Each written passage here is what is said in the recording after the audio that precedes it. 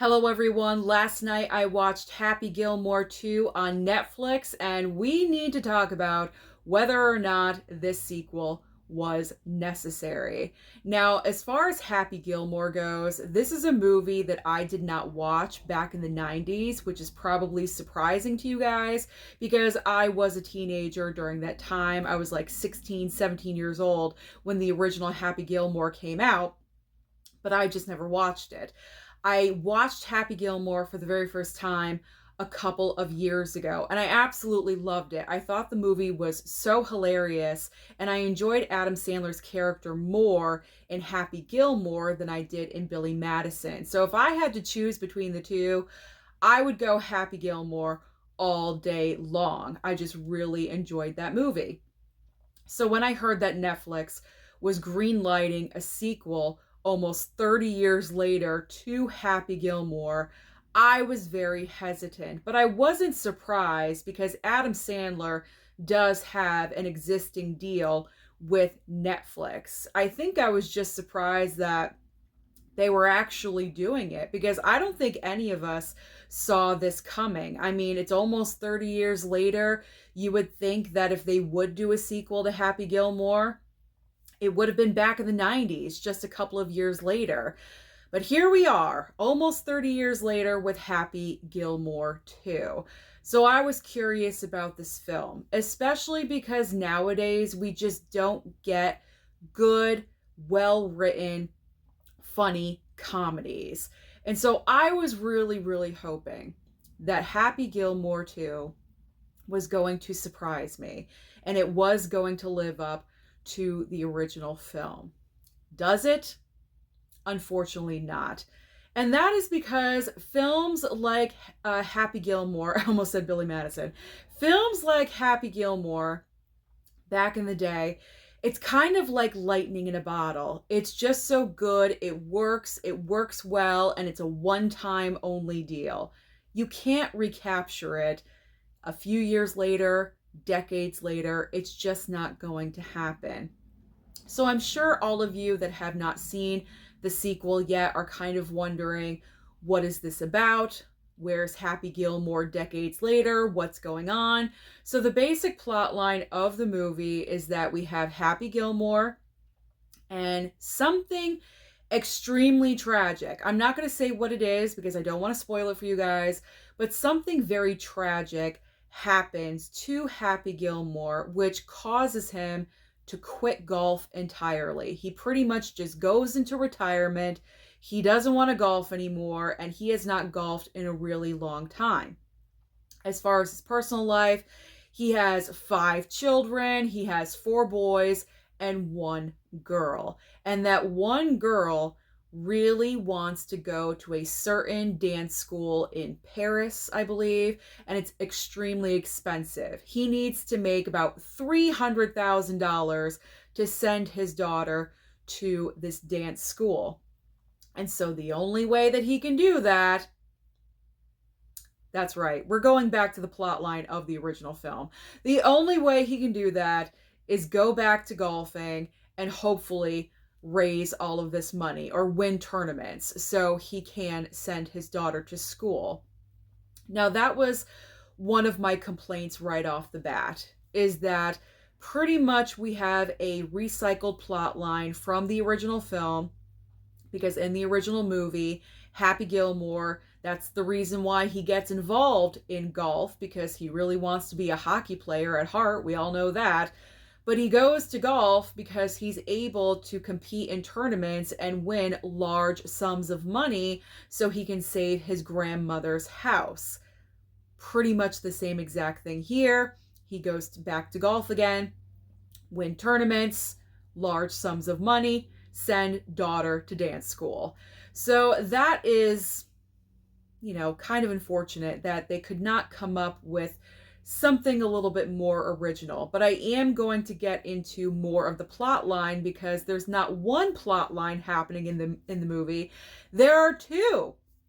But before I get to the second plot line, I do want to say that I'm kind of curious as to what the original script for the sequel was all about, because recently Adam Sandler said in an interview that I saw this on social media somewhere, that the original idea for the sequel and the original script was heavily involving the character of Chubbs, played by Carl Weathers in the first movie, but unfortunately Carl Weathers passed away, and so the entire script had to get scrapped, had to get entirely rewritten, they had to work around it. I'm not really sure if either one of these plot lines in the current sequel that we have were a part of the original script for Happy Gilmore 2. I'm just curious to see how much of the movie actually did change. I'm assuming it changed a lot, but I'm not really sure.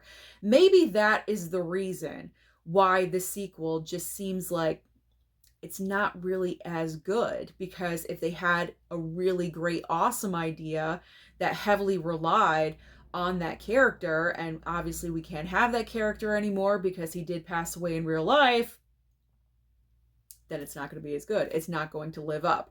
So that's just something that I wanted to throw out there. But going back to the plot of what is happening. So we have sending daughter to dance school, and then the other kind of subplot line of this movie is that there's this brand new golf league that's trying to be established, and this golf league wants to be more modern. They have better technology, everything is more advanced and enhanced, because old school golf in the mind of people is just archaic. And so they want the villain, I believe played by Benny Safdie, one of the Safdie brothers, plays the villain in this movie. I didn't even recognize him at first, and then I was looking up on IMDb facts and information, and there he was. So that's when I knew who the villain was. Or I should say, the actor playing the villain. The actor-director playing the villain. So Benny Safdie's character is trying to form this brand new golf league, and that is what turns into the second half of the movie. It turns into the main plot line, but I feel like multiple plot lines, it's just like Happy Gilmore 2 was too much. It was too much. And I feel like this is kind of a trend with all of these long-awaited sequels and these requels and reboots and legacy sequels and, any kind of sequel, is that they just want to jam-pack everything with characters, with nostalgia, with storylines, and we don't need all of this stuff to make a great movie. Because to be honest, for this sequel, I would have preferred them to just leave out the daughter going to school and all that stuff. And why didn't we just have the main plot line of the movie be this brand new golf league that's trying to develop, and have the competition be between the old versus the new? To me, that would have been a perfect plot line, straightforward, nothing overly complicated, and it also would have shortened the runtime, because the runtime of Happy Gilmore 2 is 2 hours. You don't need a Happy Gilmore movie to be 2 hours. It was a little bit ridiculous. 90 minutes. The first film is around 90 minutes. That is what the sequel should have been as well. We just didn't need an exceeded runtime with all of these different characters, with the nostalgia bait and these multiple plot lines. It was just too much. It just did not work. So, like I said, I would have preferred the script to have solely focused on the brand new golf league. I really do think that if they made that choice, it would have worked a lot better. So speaking of nostalgia, there is a ton of nostalgia in Happy Gilmore 2. Past characters, lines that are said, different situations that are mimicked from the first movie. It's dripping in nostalgia. Cameos, there are a ton of cameos in this movie as well. There were so many cameos. Now, I know with Adam Sandler, he loves to work with his friends. That is something that he is known for.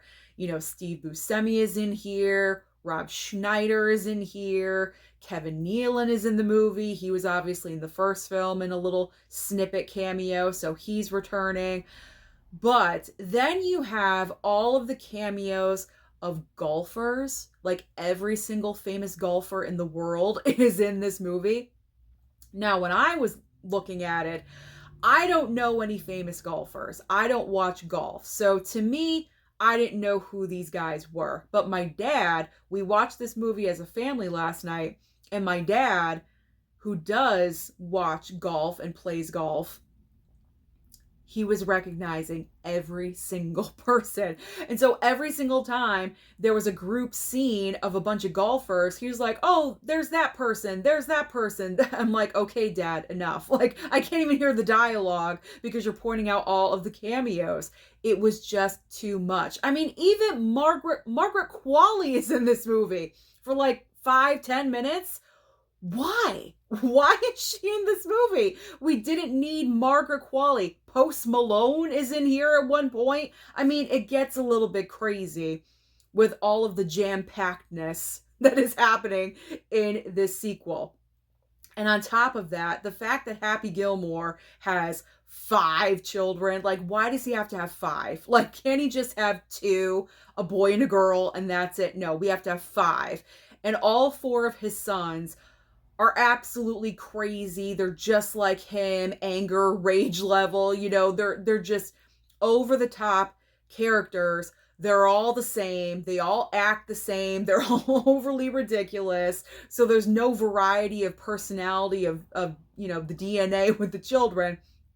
It's just overly ridiculous at points. I just wish they would pull back.